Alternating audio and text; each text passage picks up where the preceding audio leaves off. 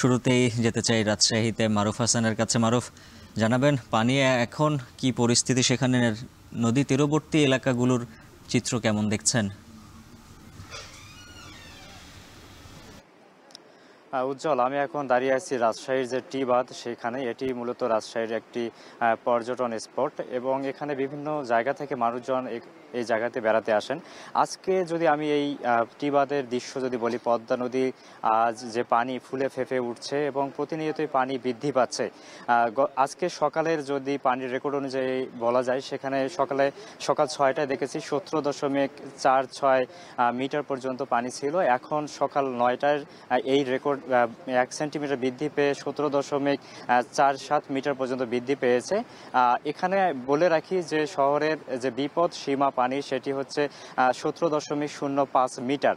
এখন পর্যন্ত পানি বিপদ সীমার নিচেই আছে এবং পানি প্রবাহ যেহেতু বৃদ্ধি পাচ্ছে, এর কারণে নিম্ন যে অঞ্চল আছে সেগুলো কিন্তু প্লাবিত হয়ে গেছে। পাশাপাশি এখানে পদ্মার পাড়ের সহ এবং পদ্মার আশেপাশে যে চরগুলো ছিল, চর খিদিরপুর সহ বেশ কয়েকটি চর ইতিমধ্যে কিন্তু প্লাবিত হয়ে গেছে। সেখানে যেসব মানুষ ছিল তাদেরকে নিরাপদ আশ্রয়স্থলে নিয়ে আসা হয়েছে। পাশাপাশি এখন পর্যন্ত এখানে যে টি বাঁধ এবং আই বাঁধ যে পর্যটন স্পটগুলো সেগুলো অনির্দিষ্টকালের জন্য প্রবেশাধিকার নিষেধাজ্ঞা দিয়েছে দর্শনার্থীদের জন্য। বাংলাদেশ পানি উন্নয়ন বোর্ড রাজশাহীর যারা কর্তৃপক্ষ আছেন তারা বলছেন যে পানি প্রবাহ এখন আছে এটি যদি বৃদ্ধি পায় তবে ধীরে ধীরে হয়তোবা বিপদ সীমার অতিক্রমও করতে পারে, এমনটাই তথ্য তারা বলছেন। তবে এই বিপদ সীমার কাছাকাছি কবে নাগাদ আসতে পারে বা কেমন কি পরিস্থিতি হতে পারে এই বিষয়ে তারা এখন পর্যন্ত সেভাবে তথ্য দিতে পারেন। তবে তারা খোঁজ খবর রাখছেন এবং আমরাও খোঁজ খবর রাখছি। পাশাপাশি এখানে টি বাঁধকে কেন্দ্র করে নিরাপত্তাও দেখা যাচ্ছে জোরদার করা হয়েছে এবং এখানে টি বাঁধের যে প্রধান ফটকটি সেখানে কিন্তু তালাবদ্ধ করে রাখা হয়েছে যাতে কেউ এখানে বাঁধে না আসতে পারে। এবং পানির যে প্রবাহ সেটি কিন্তু দেখেই বোঝা যাচ্ছে, পানির গর্জন অনেকটাই শোনা যাচ্ছে। আপনারা দেখতে পাচ্ছেন যে আমার পিছনে যত দূর পর্যন্ত দৃষ্টি যায় তত দূর পর্যন্ত পানি এবং মূলত এখানে বৃষ্টির যে পানি সেটি যদি আরও এখানে পড়ে এবং এই পানির সঙ্গে যদি বন্যার পানি যুক্ত হয় তাহলে হয়তো বা এই পানি ফুলে ফেঁপে শহরের ভিতরেও প্রবেশ করতে পারে বলেও এখানে অনেকেই মন্তব্য করছেন। উজ্জ্বল, রাজশাহী টি বাঁধ থেকে এই ছিল পানির সবশেষ তথ্য। এবারে যেতে চাই মফিজুর রহমান শিপনের কাছে। শিপন, জানাবেন পদ্মার পানি বৃদ্ধিতে কোন কোন নিম্নাঞ্চল প্লাবিত হয়েছে? আপনি জানেন যে গত 2 সপ্তাহ যাবৎ মূলত পানি বেড়ে চলেছে। তারই ফলশ্রুতিতে ফরিদপুরের যে নদী বেষ্টিত কয়েকটা যে ইউনিয়নগুলো আছে, অর্থাৎ ফরিদপুরের পদ্মা নদীর রিলেটেড যে ইউনিয়ন উপজেলা রয়েছে, ফরিদপুর সদর, চরবদর্শন এবং সদরপুরে 3টি উপজেলার প্রায় 13টি ইউনিয়নের নিম্ন অঞ্চলে পানি ইতিমধ্যে প্রবেশ করা শুরু করেছে। আমি গতকালকে এবং আজকে ওই সব অঞ্চলে গিয়েছিলাম, সেখানে দেখেছি যে গবাদি পশু খাদ্যর একটু সমস্যা তৈরি হচ্ছে এমনটি বলেছেন ওই অঞ্চলের লোকজন এবং স্বাভাবিকভাবে মানুষের যাতায়াত যেমন আগে মোটরসাইকেল বা ঘোড়ার গাড়িতে যাতায়াত করতে সেটা কিন্তু বন্ধ হয়ে গেছে। এখন নৌকার উপর নির্ভর করতে হচ্ছে চরের মানুষের।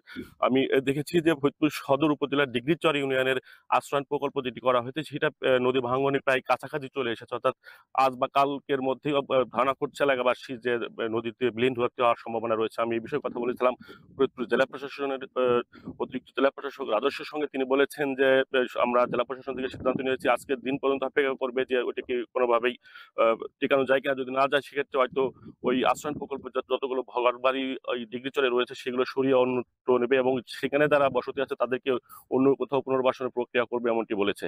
আমি কথা বলেছিলাম পানি উন্নয়ন বোর্ডের নির্বাহী প্রকৌশলী রাকিব হোসেনের সঙ্গে। তিনি বলেছেন যে পানি বৃদ্ধির এই ধারাবাহিকতা আগামী 5 দিন নাগাদ চলবে। 5 দিন পরে 2 দিন পানি স্থির থাকবে, তার পরবর্তীতে কি হবে সেটা পরবর্তী মেসেজ আমাদের দেবে এমনটি বলেছেন। তো গত 24 ঘন্টায় ফরিদপুরে পদ্মা নদীর পানি 11 সেন্টিমিটার বৃদ্ধি পেয়ে বর্তমানে পদ্মার পানি প্রবাহিত হচ্ছে 7.85 সেন্টিমিটার দিয়ে। যদিও বিভাগসীমা অতিক্রম করেনি, তবে আড়িয়াল খান নদীর কিন্তু পানি বিভাগসীমা অতিক্রম করেছে আরো প্রায় 5-7 দিন আগে। সেই আড়িয়াল খান নদের যে লেভেল পানি সেটা পানি উন্নয়ন বোর্ড যেটা আমাদেরকে বলেছেন যে আড়িয়াল খাতে বর্তমানে পানি বিপদসীমার 93 সেন্টিমিটার উপর দিয়ে প্রবাহিত হচ্ছে, যার ফলে কিন্তু নদী বা নদীর পার্শ্ববর্তী যে এলাকাগুলো আছে স্বাভাবিকভাবে সেখানে কিন্তু পানি প্রবেশ করেছে। অন্যদিকে এই পানি বৃদ্ধির ফলে কিন্তু মধুমতি, পদ্মা এবং আড়িয়ালখাঁ 3টা নদীতেই কিন্তু ভাঙন দেখা দিয়েছে এবং বেশ ভালোই ভাঙছে এমনটি আমরা জানতে পেরেছি বিভিন্ন বিভিন্ন জায়গা থেকে।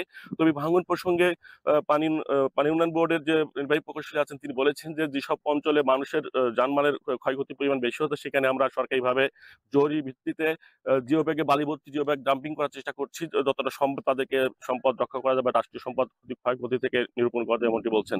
তো আপনাকে বলে রাখতে চাই যে ফরিদপুরের দেশের মধ্য অঞ্চল হওয়ার কারণে মূলত এখন কিন্তু নতুন করে পানি ঢুকছে এবং চরাঞ্চলে মানুষের মধ্যে একটা আতঙ্ক বিরাজ করছে এই পানি বৃদ্ধির ফলে। তো এটি ছিল ফরিদপুরের পানি বৃদ্ধির সর্বশেষ খবর। ফরিদপুরে বাড়ছে পদ্মা নদীর পানি, প্লাবিত হয়েছে বেশ কয়েকটি নিম্নাঞ্চলে। বিষয়ে বিস্তারিত জানাচ্ছিলেন মফিজুর রহমান শিপন।